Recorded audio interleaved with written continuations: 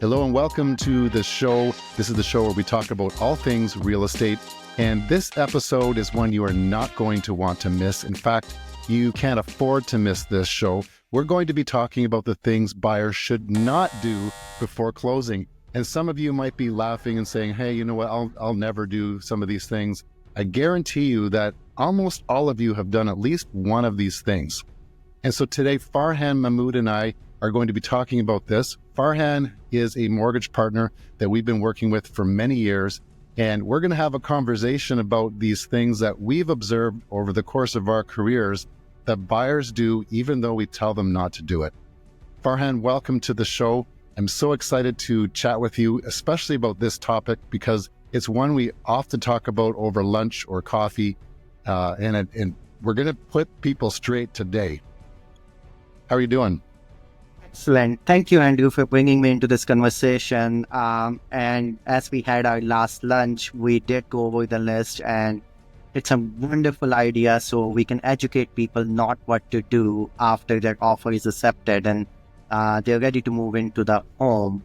So I'm going to start off with the list, and if you have any feedbacks or any questions, just add in.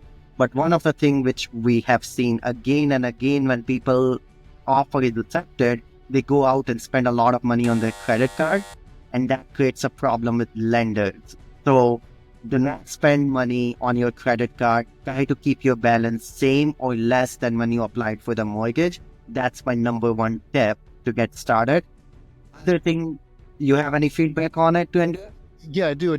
So some of those things people, have the regular expenses on their credit cards. What can they do if, should they pay it off in advance? Does that help their credit score? Because, for example, me, if I'm going to go do a mortgage, I'm going to have expenses on my credit card that come every month. Does the bank know that it goes up and down, or are they looking for, big jumps in it? Like, say you have a $20,000 limit and you were at 5,000 and all of a sudden you're at 20,000. Is that what they're looking for? Yes and no. So it really depends on balance to limit ratios. So more you use your credit card, let's say if your limit is $5,000 and your balance goes to 4,000, now you are at 90% of your limit. 80% of your limit. So your goal is to keep yourself under 70% of your limit. The other thing it can impact is your credit utilization. So let's say if your balance was $3,000, lender uses 3% of the balance. If it goes to 4,000, now it impacts your affordability ratio. So what you got approved for initial mortgage, you could get declined for it because your affordability ratio has gone up. So what I always recommend is whatever your balance was, try to keep the same balance or lower till you close the home.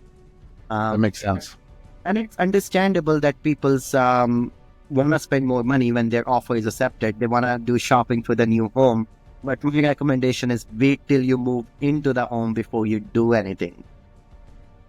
I think that's the golden rule. I think many of the things you're probably going to mention are things that you can do after you close, but just don't do them before. Don't disrupt the water. It's like, looking at a lake in the morning. It's beautiful and calm. Don't throw a pebble in there. It might just seem like a pebble, but it's going to create a lot of waves. Well, and those ripple effects will impact you. I have seen lenders increasing down payments for clients. I have had one in December, which lender refused the application altogether because client went and spent close to $10,000 extra on their credit card. And all they were doing was shopping for the new home. And the husband and wife were very excited to get in the new home, not realizing that that's going to take away the new home from them. Yeah, that's a good one for sure. I think that's probably one of the biggest ones for sure. What do you got next? Don't buy furniture on credit. I can't tell you how many times I have seen that someone's offer is accepted and they run to the Brick or Leon's or Tapperman and they spend $15,000, $20,000 on furniture on credit. And what happens is that shows up on your bureau fairly quickly. And again, if lender sees that, there is a possibility that they might walk away from your application, or they might ask you to either pay it off or reduce the amount of mortgage they have initially approved you, causing a big problem for yourself. Again, I understand the emotions behind it, but it can be very, very problematic for your mortgage application. Right. So in other words, happy wife is not necessarily happy life in that instance. Not in that instance, in most Men do it cases, too. I can't say that. Men do it too. Men buy different things. Oh, I want the big screen TV for this new family room that we've got. Where the wife might be, oh, I want a new couch for that same family room. But so don't do it. I had a case a year and a half ago where someone bought a big property with a big double car garage, and the guy in the deal went and spent close to, I think, $15,000 on tools at one of the big retail stores, and that credit showed up, and that meant they had to increase their down payment by $75,000 at the end, which was very, very painful for them. Right. The lender did not even give them the option to pay off that. It was a Home Depot credit card. They asked them to increase their down payment by almost $75,000, and it was very challenging to take a couple back to square one and get them to get into that mindset that now you need to put in more down payment. Yeah, absolutely. In their case, they had it. Otherwise, the whole deal could have fallen apart. Next I got on my list is vacation. I don't know who suggested this, but this has been one of the things I have seen very frequently. All the influencers online suggest you that take a vacation before you move into the new home, because new home's going to be a lot of work. Please don't go on vacation before your new home. The lender might need you to come into their office to sign some paperwork. COVID timelines have gone. Now, more than likely, you'll have to go into the lawyer's office to sign paperwork.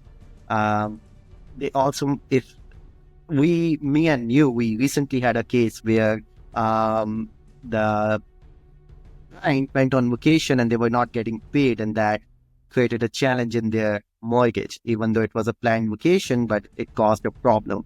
So if you're buying a home, just before you close, don't go on vacation. It can create a problem in terms of your payrolls and so on. So delay till you close the home. Once you have settled into the new home, if you have some vacation plan, take it on that time. Yeah, absolutely.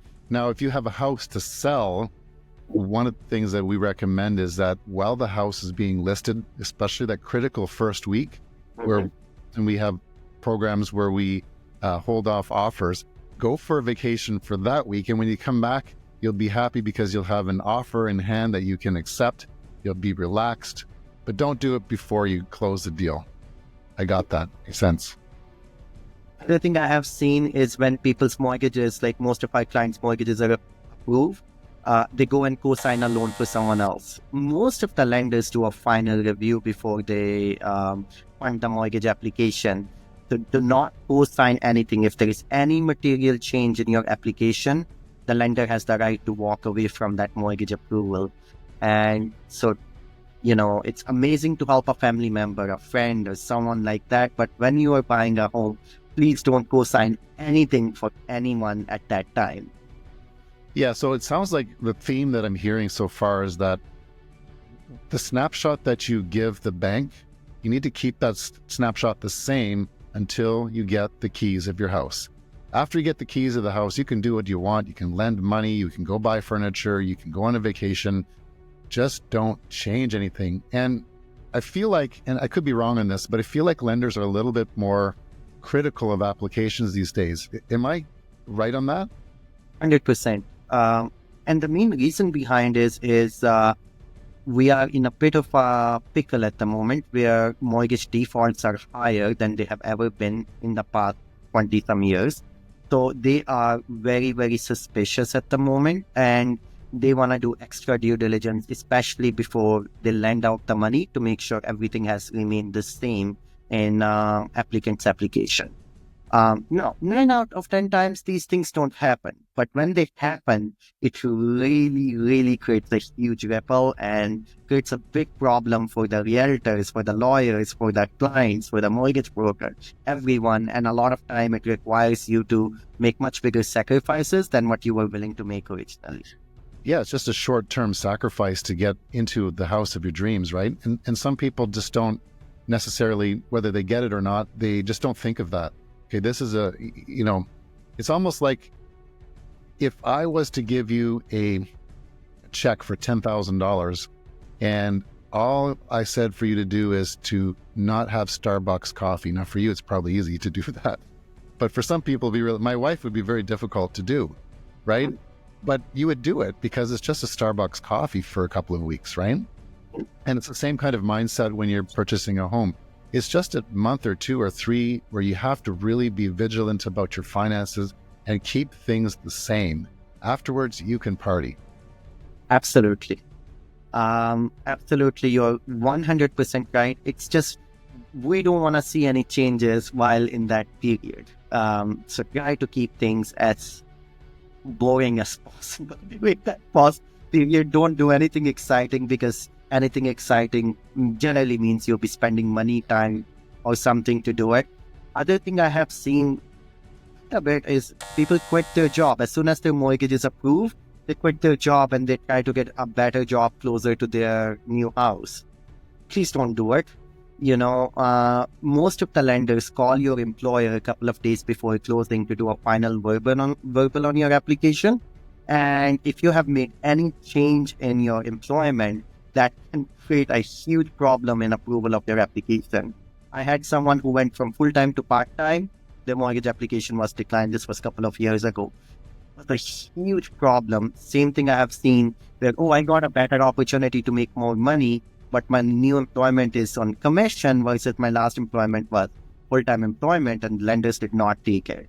So again, it's great to avail those opportunities, but do it after you have bought the home. So at least your mortgage is in place, there is no challenges and so on. Yeah, that's one that I've never really understood, people changing their jobs during the housing purchase process.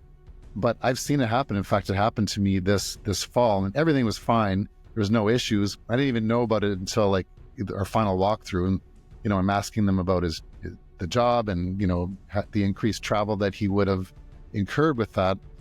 And he said, I don't have to worry about that. I got a new job and it's only like such and such a place. I'm like, you did? When are you taking over the job? Oh, like next week. Like, oh my God.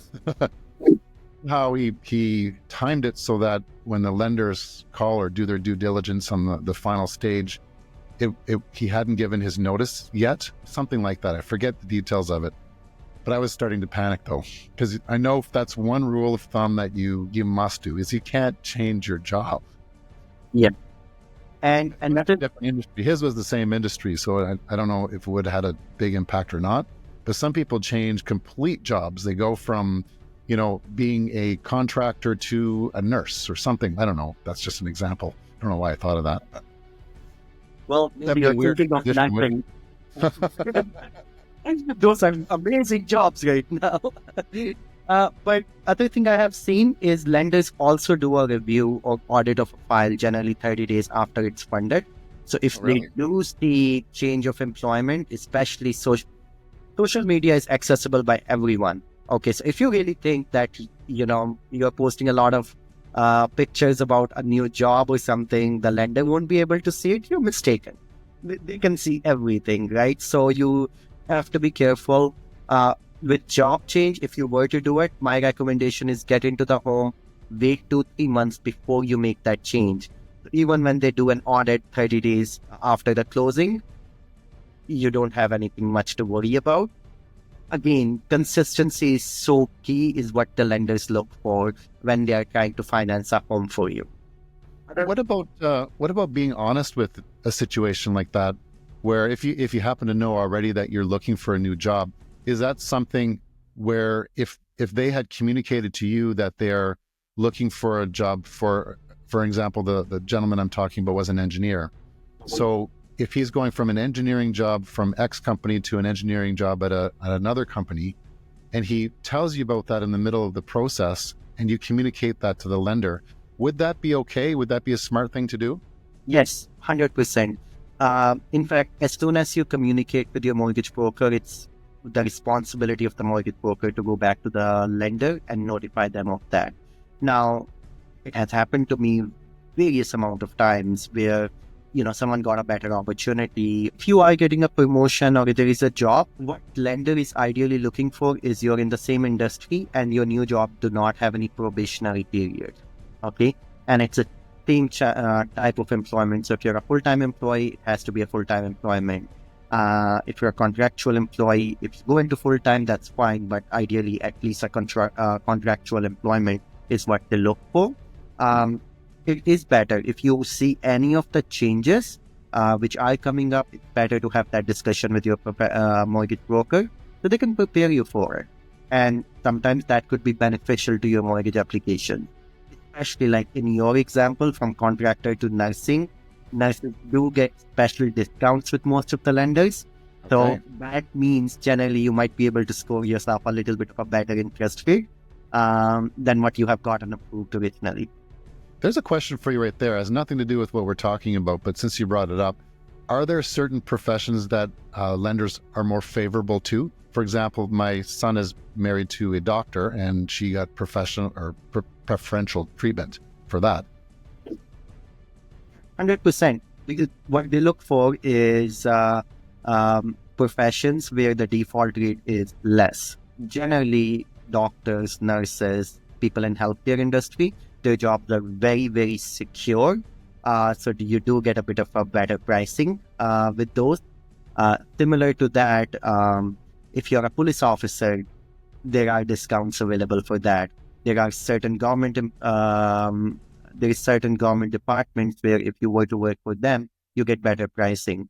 Same thing, like if you're an employee of a bank, you do get a better pricing than everybody else because being a part of a bank, right?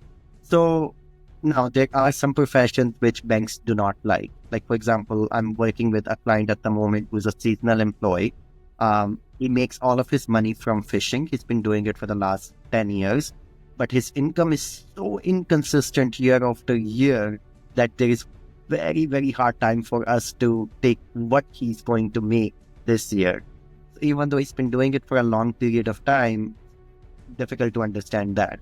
Oh, real estate agents, for example, right? Like, very unpredictable. 2022, everybody made a lot of income. 2023, income fell. 2024, it's starting to rebound again. And hopefully 2025, everybody makes a killing.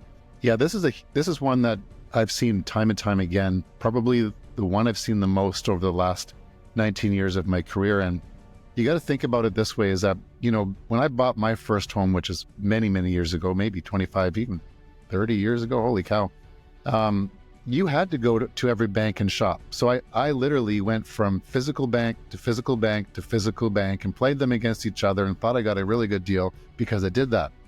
But as time went on, mortgage brokers became a thing. And mortgage brokers like you do all the shopping. So you have one credit hit and you go to, as many lenders out there that you work with. And sometimes it's, 50, 60, 70 options. You know what I mean? And the thing that boggles my mind is how people go to different mortgage brokers. And I've seen up to 5 or 6 different ones. And there was one, it's got to be over 10 years ago now, where this gentleman, I swear to God, he thinks he was getting a deal and he kept changing mortgage brokers. And 2 days before closing, he still hadn't got a mortgage because now at this point, no mortgage broker is going to deal with him. It's red flagged, as you said. He doesn't see it that way. He thinks he's got the mortgage broker or the lender on the hook, that they have to give him a mortgage and they're going to give him the best rate because there's only 3 days left. It's completely the opposite. They have you by the short and curlies, if you want to say, you know what I mean? And it just, when we refer people out, we always give them a number of options. We give them, same with lawyers, we give them 3 options and say, call these people, see who you fit with the best, but only use one. You can only use one on these things. And the idea is that the people that we refer are people that we trust, and we know that they've got your back. You might like personalities differently. That's a different scenario. But when it comes to getting the mortgage, you've got to work with the person that you've selected all the way through the end. Sometimes there are things that need to change. Same with the real estate agents. Sometimes we just aren't a fit for our clients, and there needs to be a change made. And I get that. But you've got to stick with the process, trust that broker to get you the best deal. You have to be honest with them, tell them everything about your situation. Hiding things shoots you in the butt. I've seen that time and time again. I don't know if that's on your list or not, but I've seen that so many times where people falsify their income or falsify something, or don't tell them about a bankruptcy that they've had in the past, because it doesn't matter. It's discharged, right? Banks need to know everything, and it does affect. When you don't tell them, that affects you worse than if you would have said it in the beginning. What are your thoughts on that? But it's tough to say, right? It depends on the marketplace and so on.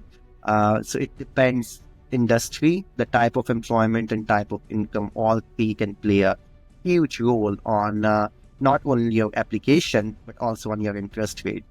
And part about doctors is, even if you are just in medical school, most of the lenders will give you a mortgage financing because they are trying to get you early so you stay with them long term and they can make money out of you. Yeah, absolutely. Yeah. So that's the way it is. Yeah, exactly. So what's next on your list? I know you got a pretty expansive list here. Yeah. So the other thing which I saw recently, I was working with a client, they changed their phone number. And please do not change your phone number. Now, this was an older gentleman. He still had one of those home phones, and he was switching from one city to another. But the problem was his credit bureau had a fraud alert on it, where the lender had to call that old phone number to confirm his identity.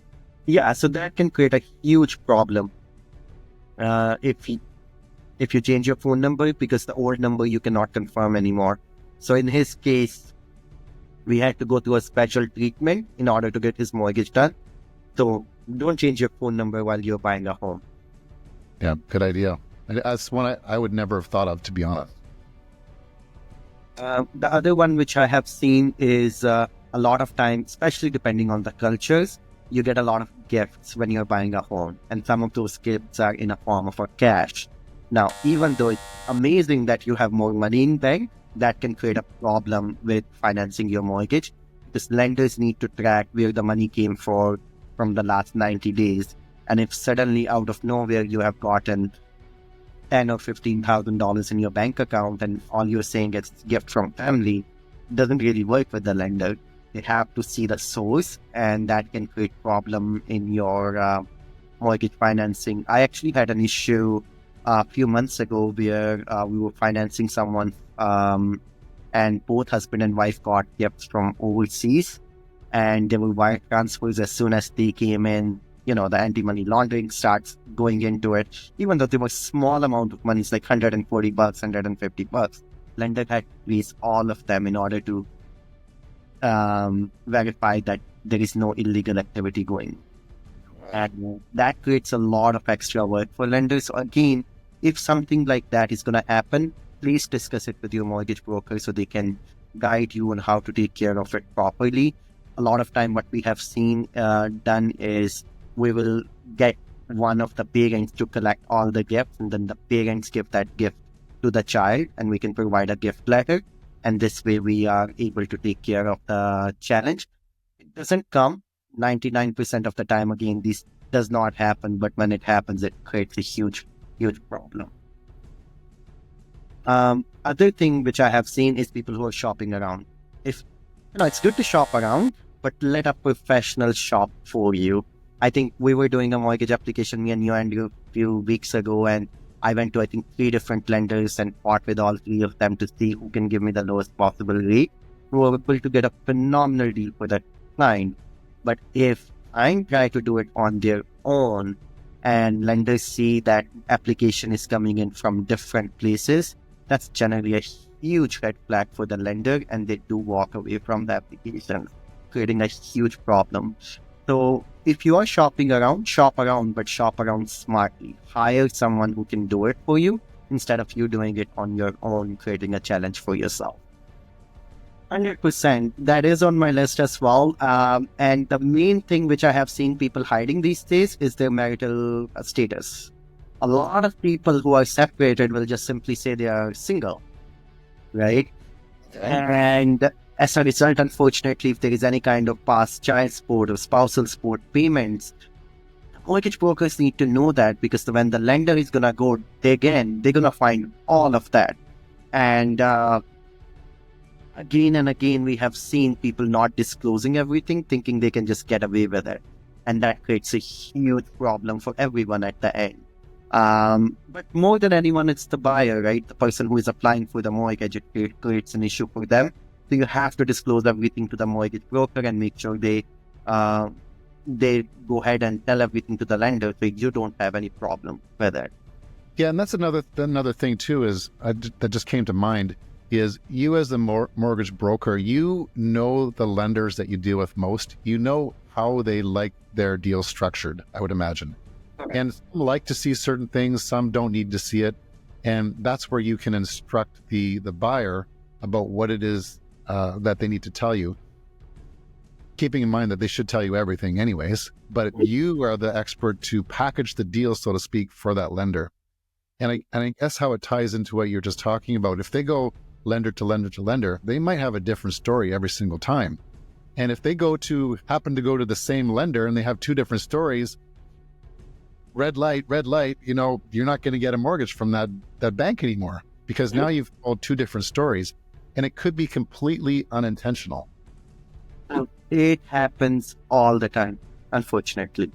And that's just the reality of this industry. The way it is I see mortgage brokers as a storytellers, right? And it's not, a lot of times, completely unintentional, because what they have told you, what you have understood from them, is very different compared to what someone else is going to understand from them. And they're going to just present the case very differently than how you have presented. And to lenders, they are two completely different things, and they don't know who to believe anymore. So they say, okay, we're just going to walk away from this application because there is no consistency here. It's true. And I think as human beings, we're kind of programmed to be suspicious of things like banks, even real estate agents, government, all that. And we kind of hide things. So, whether it's intentional or not, we just have this kind of feeling that, these positions of authority are, out to get us or something. Really, they're out to help you. You just, have to make a friendly deal to, make it work, and that's your job, is to put that package together, tell the story. I think that's a really good analogy. You're telling the story to the bank or lender about this buyer. Here's their circumstances. Here's their income. Here's this and that. This area here, maybe their credit was bad. Here's the reason why. Let's make this work. Yeah. And again, most of the people never have to worry about it, right? It's just few challenging clients which we see, which create all of these challenges for themselves, and it creates an issue for them. I think that's the point of this whole video, though, is some of those people that you and I have dealt with and other agents, they actually don't know. As much as we think we tell them, we don't always tell them everything. We've been in the business for a long time, and there's certain things that just seem like no-brainers to us, complete common sense. But to a first-time home buyer, they might not necessarily think that. So at the end of this conversation, what I'm going to be doing is taking everything you say and making a list, and this is going to be part of my buyer package. Here's what not to do before closing. And I would actually go over it with them as part of my procedure. I don't have anything in my procedure that is written in stone. It always comes up in conversation, but sometimes conversations take a turn and we don't get to all the points that I should make. So this way that they'll see it, we'll talk about it. I'll recommend watching this video, and hopefully we don't have any problems. Not that we had many problems, but it does happen. And I think like I said in the intro, I think everybody has done at least one of these things that we're going to be talking about. Absolutely. Other way I look at it, Andrew, is when you buy a home, it's also a very emotional time for you, right? You're very excited, especially if you're a first-time home buyer. You're very excited, you're very happy, or you're terrified. Like, I've seen both sides of it. But it's very emotional time. And generally, when you are emotional, you tend to you do things which you normally do not do. Yeah, And and I think another good point there in what you're saying is with emotion, and that's another side job that you and I both have on the mortgage side and the real estate side, is to really frame those emotions. Keeping people on task and not letting them get too excited about certain things. And both you and I think we have very similar personality. We're very calm. When issues come up, we don't get too excited. We just work through the problem and calm down our clients.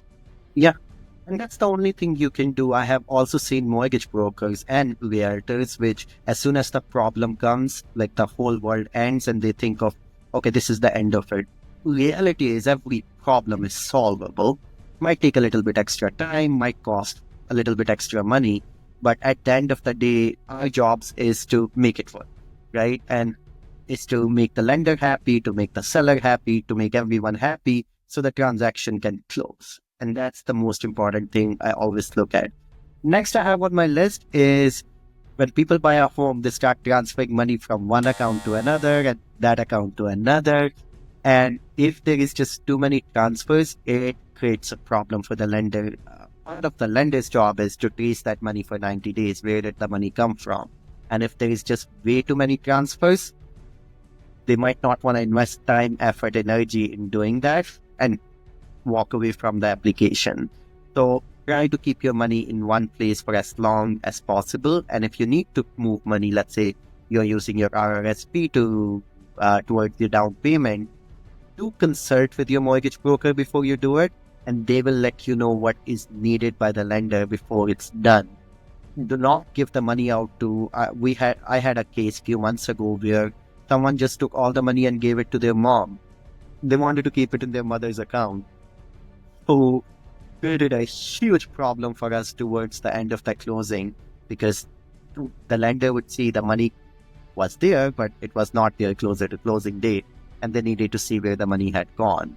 And the mom did not have online banking, so had to go to the branch. It just became much bigger challenge than it needed.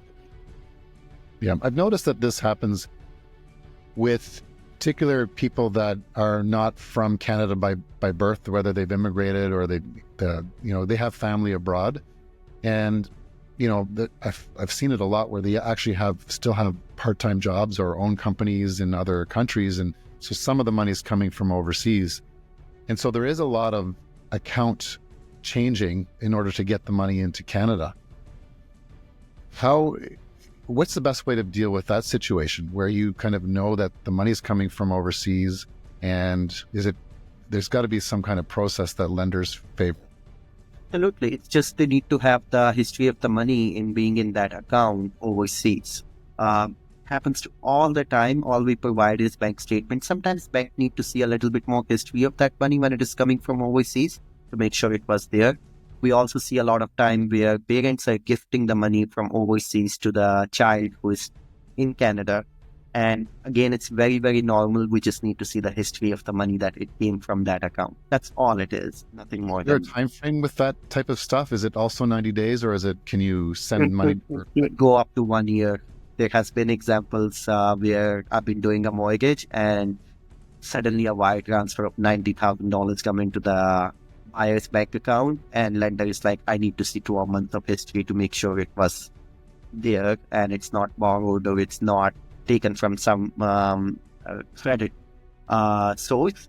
So it could go up, but again, please consult. Like before you do something like that, just give a call to your mortgage broker, have a discussion, tell them, hey, my mom might be sending me money from states. If it's coming from states, it's no problem. If it is coming from European countries, generally there is no issues at all.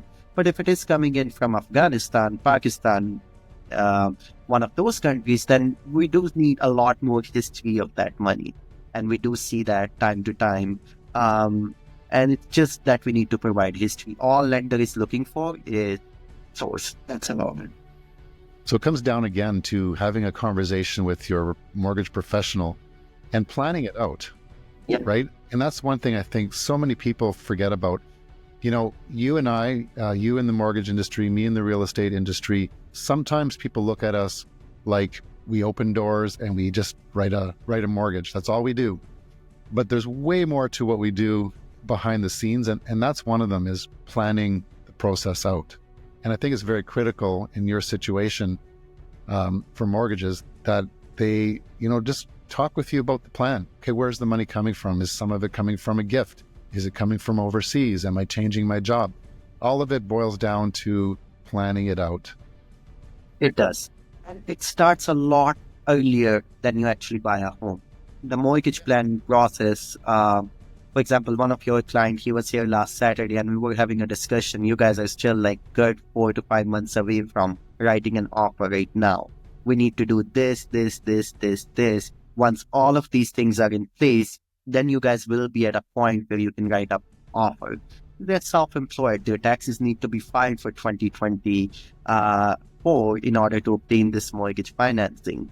And a lot of time people don't realize that. They just go buy a home and they say, okay, we'll arrange the mortgage. Everyone offers a mortgage. There is going to be no problem getting the mortgage financing. But they find the hard way that if you don't have preparation in place, you might be paying upward of 10% for that mortgage versus paying 3.79 or 3.89 if it's done properly. Absolutely. Yeah, that's a great point. Last point I have is, and this has been my number one pain doing this for the last 10 years, is vehicles and cars. As soon as people buy a new home, they want to upgrade their car. So generally with a new car comes a nice shiny big loan, and that loan creates a problem in getting you approved for that mortgage financing. And I don't know, I have seen this as being my number one problem. They only tell me after they have bought the car, they've taken it off the driveway, and they call me, hey, just to let you know, I bought this brand new car and it's going to be $800 payment per month. And I'm like, because that's almost same as your mortgage payment in some cases. And that creates such a big problem for me. Absolutely. Any thoughts on that? Oh, yeah, this is a big one for me too. And I have some thorns as a result of it. Thankfully, one of them happened in one of my first transactions almost 20 years ago, where a buyer came on one of my listings and I double-ended it. And I forget the details of it, but somewhere before closing, we had enough time to get the house back on the market, but the buyer revealed that they bought a new vehicle and it put the ratios out of whack and they couldn't afford the house anymore. So the bank said no, we had to resell the house. So it was a big learning lesson there. And then we had another one where this really sweet couple came to us to do a rent to own. And we helped them in that process. Everything was great. They went through the whole thing. 3 years later, the rent to own comes due and they're getting ready to do the mortgage. I think it's maybe 3 months out. So we start the mortgage process. They went out and bought a minivan because their family expanded and they had 3 children at that point. And that was like alarm bells went off. And we had to work so hard to get them a mortgage. And the only reason we were able to do it was because the house that they were buying, it had increased so much in value over those 3 years that they were able to use the equity to purchase that home. And it had to be a private lender for a short period of time. But that one thing became a huge issue that if they had only waited the 3 months, whatever the issue was with their car, if there was an issue, if they were able to either repair it or wait 3 months, they would have got a fabulous loan at really good rates and they would have been set up for the rest of their life, right? All because of 3 months. And sometimes, Andrew, the things are not like in the controls. I had one 3-4 months ago where unfortunately their car was stolen from their driveway. So they had to go out and get a new car. But the settlement money, which was coming from the old car, took almost 3 months. And these guys just fell right into it. Now, luckily in that case, the lender was very understanding. We gave him all the paperwork.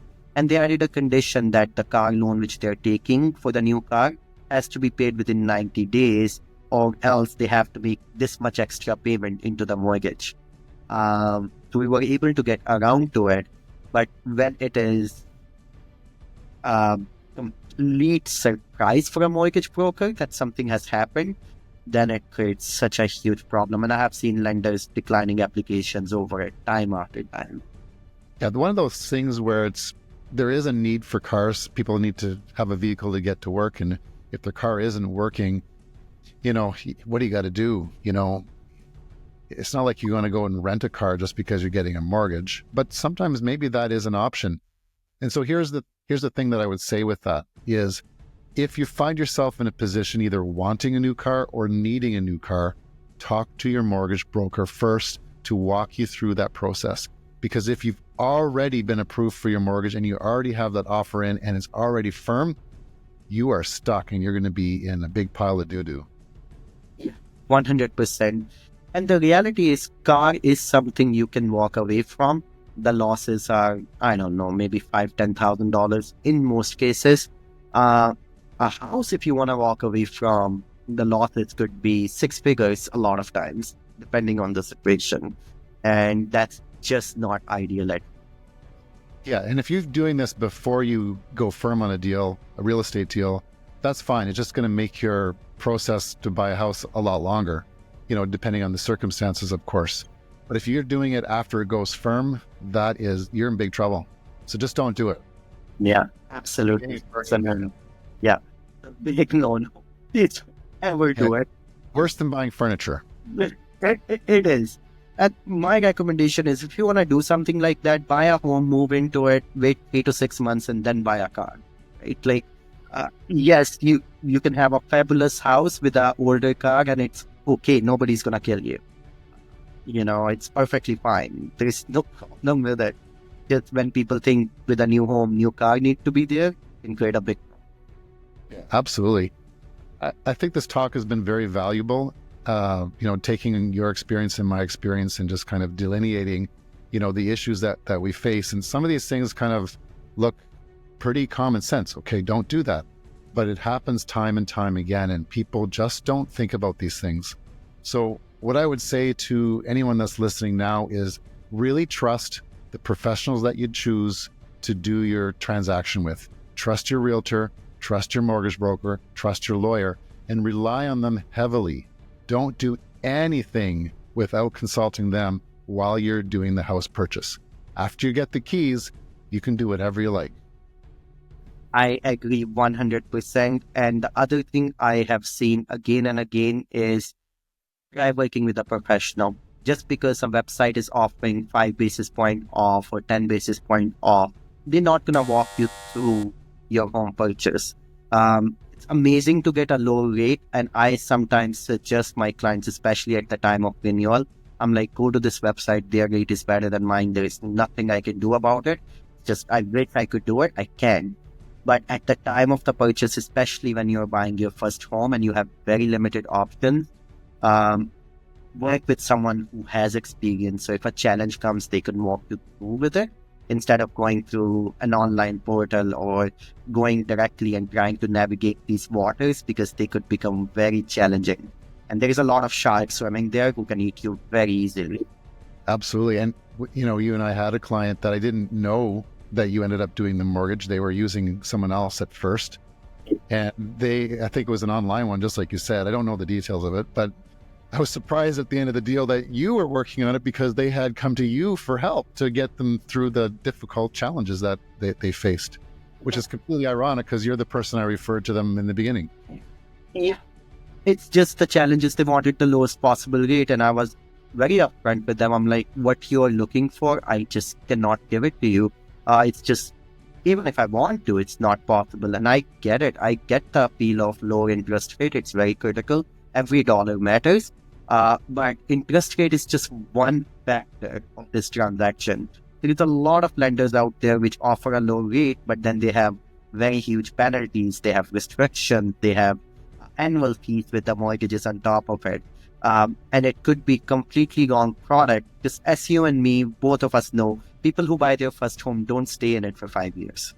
Most of them make a change in 2 to 3 years. They either upgrade to a bigger home, someone gets a job somewhere else, they have to move. So you have to really make a decision and set them up for success from day one instead of looking at the lowest possible rate. Yeah, absolutely. You're 100% right with that. trust your professionals. We can go into a whole different conversation about that, and maybe we'll do that another time. But this brings us to the end of this chat. What I would encourage you to do if you're watching this, reach out to Farhan if you have any mortgage related questions. He's always happy to answer those questions. He's one of 3 mortgage brokers that we trust on our team, and he does a fantastic job. If I was to give him tell you what his superpowers are, it is getting through issues. If there's an issue with the deal, he will find a solution for you in most cases. There you have it. Those are the things you should not do if you are buying a house with regards to your mortgage. Thanks for watching, and we'll talk soon.